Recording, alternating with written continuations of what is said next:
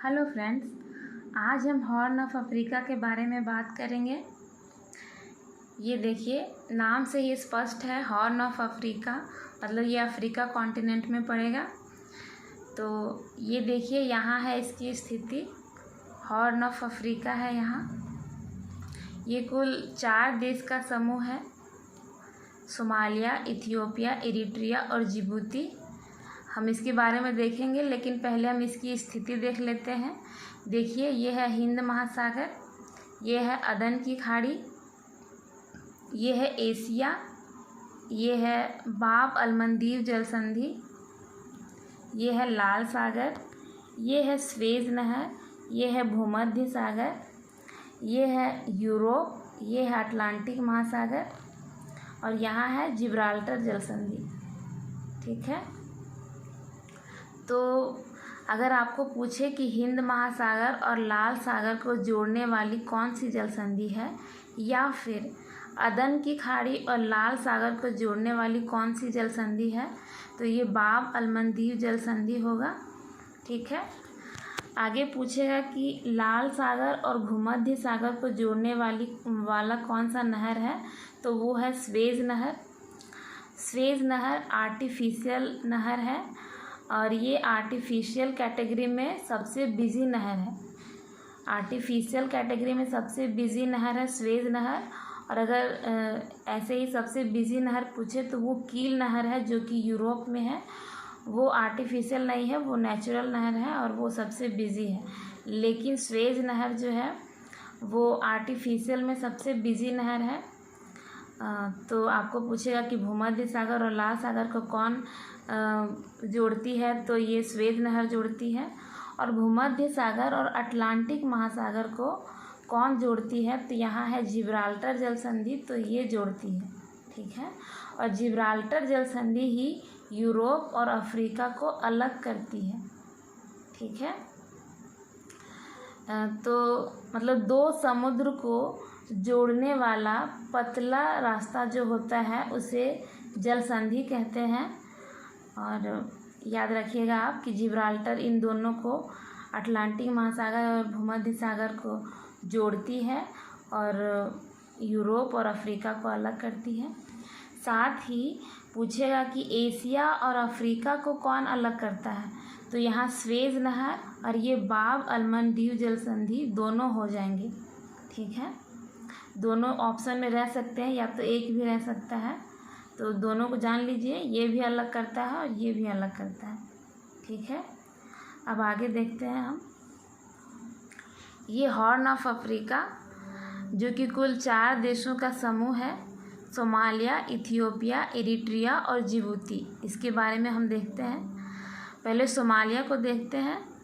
Somalia का capital Mogadishu है, जो कि यहाँ स्थित है।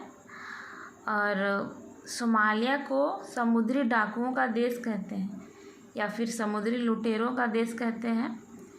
ऐसा क्यों कहते हैं? क्योंकि ये एशिया और ये यूरोप से जितना भी कारोबार होता है वो इसी रास्ते से होकर होता है।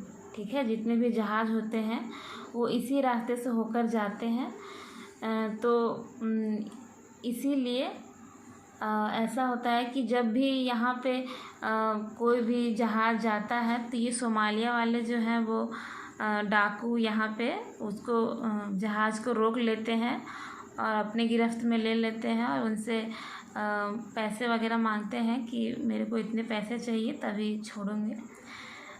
तो ऐसे में इसीलिए इसको समुद्री लुटेरों का समुद्री डाकुओं का देश कहा जाता है सोमालिया को। और ये है इथियोपिया, इसका कैपिटल है अदीस अबाबा और ये थोड़ा डेवलप है बाकी की तुलना में। तो इसी में ज़्यादातर मुख्यालय हैं अफ्रीका के, जैसे कि अफ्रीकी एकता संगठन अदीस अबाबा, अफ्रीकी संघ अदीस अबाबा और भी काफ़ी सारे हैं संगठन जिनका मुख्यालय अदीस अबाबा में है। और यहीं पे एक लेक है, ताना लेक, देखिए यहाँ पे स्थित है। तो इसकी खासियत क्या है कि यहाँ से ब्लू नील नदी निकली है। ठीक है, ताना लेक से ब्लू नील नदी निकली है। और यहाँ विक्टोरिया लेक है, यहाँ से श्वेत नील नदी निकली है। मतलब विक्टोरिया से श्वेत नील नदी निकली है और ताना झील से, इथियोपिया के ताना झील से ब्लू नील नदी निकली है। और ये दोनों खार्तूम में, सूडान के खार्तूम में दोनों मिल जाते हैं और फिर नील नदी बना देते हैं, जो कि मिस्र से होते हुए भूमध्य सागर में अपना मुहाना बनाती है। ठीक है, तो आप ये पॉइंट याद रखिएगा। तो यहाँ पे हमने 2 पॉइंट देखा, इसका कैपिटल और समुद्री लुटेरा का देश, और ये इथियोपिया का एडिस अबाबा, ताना लेक हमने देखा है। और अब बात करते हैं इरिट्रिया की। तो इरिट्रिया है सो थोड़ा गरीब देशों में आ जाता है अफ्रीका का। जैसे कि आप जानते हैं कि अफ्रीका के ज़्यादा से देश गरीबी में आते हैं। तो इरिट्रिया में एक बार गृह युद्ध हुआ था, जिसकी वजह से इसका सेक्स रेशियो में काफ़ी प्रभाव पड़ा है। पहले 1000 पर 950 महिलाएं थी और गृह युद्ध में जितने पुरुष थे आधे मारे गए। तो सेक्स रेशियो इसका 500 पुरुष पर 950 महिलाएं रह गई, मतलब पुरुष आधे हो गए। तो यहाँ की सरकार ने एक कानून लाया कि एक पुरुष जो है वो 2 स्त्रियों से शादी करेगा। तो इरिट्रिया में ही एक कानून है कि एक पुरुष 2 स्त्री से शादी करेगा। ये एग्ज़ाम में नहीं पूछेगा पर मैं बता दे रही हूँ। इरिट्रिया की कैपिटल है अस्मारा, जो कि यहाँ स्थित है, देख सकते हैं आप। अब आगे हम जिबूती की बात कर रहे हैं।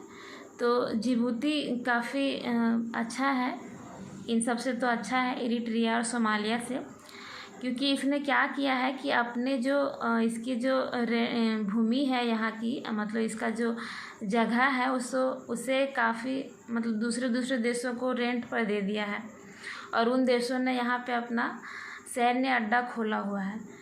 तो अगर आपको पूछे कि सैन्य अड्डा का देश किसको बोलते हैं तो वो जिबूती को बोलते हैं। यहाँ पे अमेरिका, जापान, फ्रांस, चाइना, इन सब ने सैन्य अड्डा खोला हुआ है यहाँ पे, और ये जिबूती उनसे काफ़ी मात्रा में काफ़ी पैसे रेंट के तौर पर लेता है और इसी से इसकी अर्थव्यवस्था चलती है। जिबूती की अर्थव्यवस्था इसी पर टिकी हुई है, क्योंकि यहाँ पे सैन्य अड्डे हैं काफ़ी देशों के, क्योंकि इसकी लोकेशन ही ऐसी है, तो इसीलिए इससे ज़्यादा प्रॉफिट होता है उस पर। तो हमने 2 पॉइंट देखा, और साथ ही जिबूती का कैपिटल जिबूती ही है और इसकी लार्जेस्ट सिटी भी जिबूती ही है। ठीक है, तो सोमालिया को समुद्री लुटेरों का देश कहते हैं, जिबूती को सैन्य अड्डाओं का देश कहते हैं, इथियोपिया में ताना लेक है। ये सब ज़्यादा इम्पॉर्टेंट है, और ये जो मैंने स्थिति बताया है ये सब याद रखिएगा। ठीक है, यहाँ मैंने सब लिख दिया है, आप चाहें तो स्क्रीनशॉट ले लें।